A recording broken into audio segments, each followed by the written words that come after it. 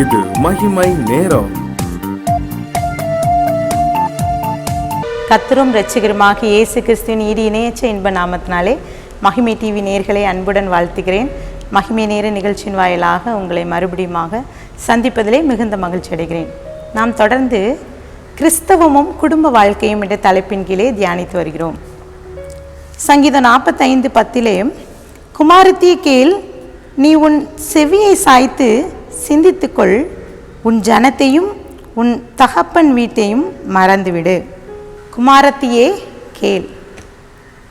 இந்த சங்கீதக்காரன் தாவீது இந்த வசனத்தை நமக்கு அதாவது குடும்ப வாழ்க்கையிலே நமக்கு மிக அருமையான வசனம் இதான். தகப்பன் வீட்டை மறந்துவிடு. எத்தனை பேர் இந்த வார்த்தையை கேட்டுக்கொண்டு அதை ஏற்றுக்கொள்ள முடிகிறது? வேத வசனமும் நமக்கு இதை கற்றுத் தருகிறது. இந்த வேதாகமும் நமக்கு குடும்பத்திலே நாம் எப்படி இருக்க வேண்டும், ஒரு கணவன் எப்படி இருக்க வேண்டும், ஒரு மனைவி எப்படி இருக்க வேண்டும், பிள்ளைகள் எப்படி இருக்க வேண்டும் என்று கற்றுத் தருகிற ஒரு அழகான ஒரு பாடமாக இருக்கிறது, புத்தகமாக இருக்கிறது. இந்த வேத வசனத்தை எத்தனை பேர் நாம் சிந்திக்கிறோம்? விருந்தும் மருந்தும் 3 நாட்கள் என்று சொல்வார்கள். இந்த லாக்டவுனில் கூட நான் ஒரு குடும்பத்திலே நான் போய் பார்க்கும்போது அந்த பிள்ளைகள் நாங்கள் லாக்டவுனுக்கு வீட்டுக்கு வந்தாச்சு, அம்மா அப்பா வீட்டுக்கு, இனி அடுத்த லாக்டவுனில் தான் நான் வீட்டுக்கு போய் சேருவேன். பீரோவை திறந்து பார்த்தா அத்தனை துணியும் இங்கே தான் இருக்கிறது. எத்தனை பேர் தகப்பன் வீட்டை மறந்து தன்னுடைய நாம் கணவர் வீட்டை நாம் நேசிக்கிறோம்? மிக குறைவு. நம்மளுடைய வாழ்க்கையிலே இதை கர்த்தர் வெளிப்படுத்துகிறார், தகப்பன் வீட்டை மறந்துவிடு என்று சொல்லி. இப்போது ஒரு பிரச்சனைக்கு மிக முக்கியமான காரணம் என்னன்னா, நம்ம அடிக்கடி சொல்லுவோம் ஒரு குடும்பத்தில் மாமியார் மருமக சண்டை என்று சொல்லி.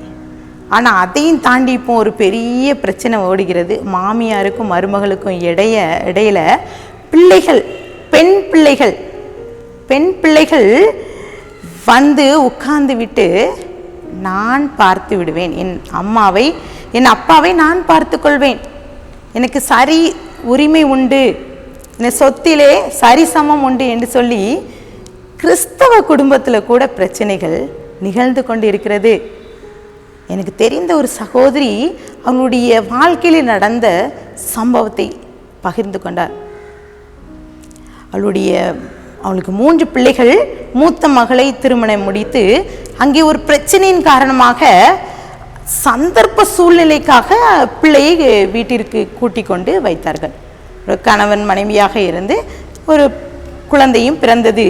இப்போது மகனுக்கு திருமணம் செய்ய வேண்டும். இந்த வீட்டை அவள் காலி செய்து வேறு வீட்டுக்கு போமான்னு சொன்ன ஒரு நிமிஷத்தில் சண்டை. நான் காலி செய்ய மாட்டேன், எனக்கு இந்த வீட்டில் உரிமை உண்டு. பெண் பிள்ளைகள் நிறைய சூழ்நிலையில பிரச்சனையை கொண்டு வருகிறது.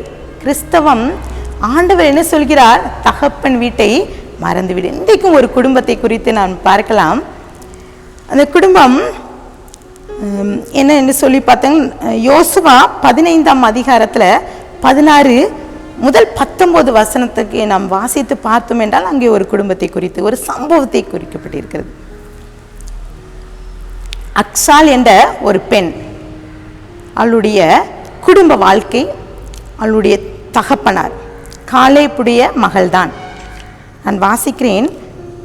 யோசுவா 15 அதிகாரம் 16ஆம் வசனம். கீரியாத் சேப்பேரை சங்காரம் பண்ணி பிடிக்கிறவனுக்கு என் குமாரத்தியாகி அக்சாலை விவாகம் பண்ணி கொடுப்பேன் என்று காலேப் சொன்னான். அப்பொழுது காலேப் சகோதரனாகிய கேனாசின் மகன் ஒத்தினியேல் அதை பிடித்தான். ஆகையால் தன் குமாரத்தி அக்சாலை அவனுக்கு விவாகம் பண்ணி கொடுத்தான். இப்போ அவள் புறப்பட்டு போகும்போது ஒரு காரியம் நடக்குது. 18 வாசிக்கிறேன். அவள் புறப்படுகையில் என் தகப்பனிடத்தில் ஒரு வயல்வெளியை கேட்க வேண்டும் என்று அவனிடத்தில் உத்தரவு பெற்றுக்கொண்டு கழுதையின் மேலிருந்து இறங்கினாள். காலை பார்த்து உனக்கு என்ன வேண்டும் என்று கேட்கிறார். இப்போ எல்லாவித ஆசீர்வாதத்தை கொடுத்து அனுப்புகிறார் காலை. அவள் அந்த வேலையிலும் கூட கழுதையிலிருந்து இறங்கி சொல்றான், எனக்கு இன்னும் ஒரு ஆசீர்வாதத்தை எனக்கு தர வேண்டும். அந்த ஆசீர்வாதம் எனக்கு நீங்க இப்படிப்பட்ட நிலத்தை தந்துட்டீங்க, எனக்கு இன்னும் ஆசீர்வாதமான நிலத்தை தர வேண்டும் என்று சொல்லி கேட்கிறார். காலை அதையும் கொடுத்து விடுகிறதை நாம் பார்க்கிறோம். இந்த அக்ஷாலை குறித்து வேறு எங்கும் எழுதப்படவில்லை.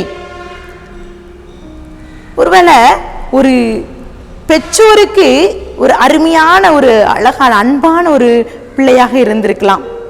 கேட்டதை எல்லாம் கொடுக்கிற ஒரு பெற்றோரா இருக்கலாம்.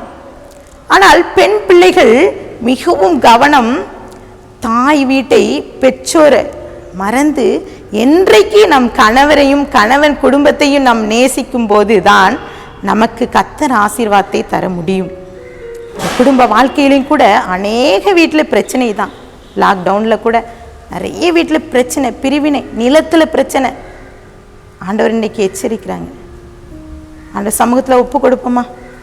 கண்களை மூடி ஜெபிக்கலாம். அன்பின் பிதாவே, இந்த வேலையிலையும் கூட குடும்ப வாழ்க்கையிலையும் கூட எங்களுடைய வாழ்க்கையிலே நாங்கள் என்ன செய்கிறோம்?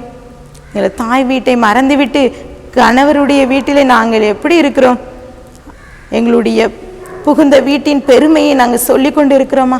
இன்னும் என்னுடைய அம்மா, எங்களுடைய அப்பா என்று சொல்லி எங்களுடைய பெற்றோர்களை குறித்தே நாங்கள் அவர்கள் பின்னாடியே நாங்கள் சென்று கொண்டு இருக்கிறோமா?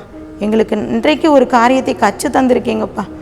எங்கள் புகுந்த வீட்டை, எங்களுடைய பெற்றோர்கள், எங்களுடைய தாய் தந்தையை மறந்துவிட்டு எங்களுடைய குடும்ப வாழ்க்கையிலே ஆண்டவர் தந்த துணையை நாங்கள் சந்தோஷமாக எங்களுடைய குடும்ப வாழ்க்கையிலே ஒரு நல்ல சமாதானத்தை கொண்டு வருகிற, அந்த குடும்பத்தை நடத்தி செல்லுகிற ஒரு பெண்ணாக எங்களை மாற்றுங்கப்பா. இந்த வேளையிலே எங்களை ஆவி ஆத்மா சரியத்தை உடைய கரத்திலே நாங்கள் கொடுக்கிறேன், தாழ்த்துக்கிறேன். மீட்பர் மூலம் கேட்கிற பிதாவே, ஆமென்.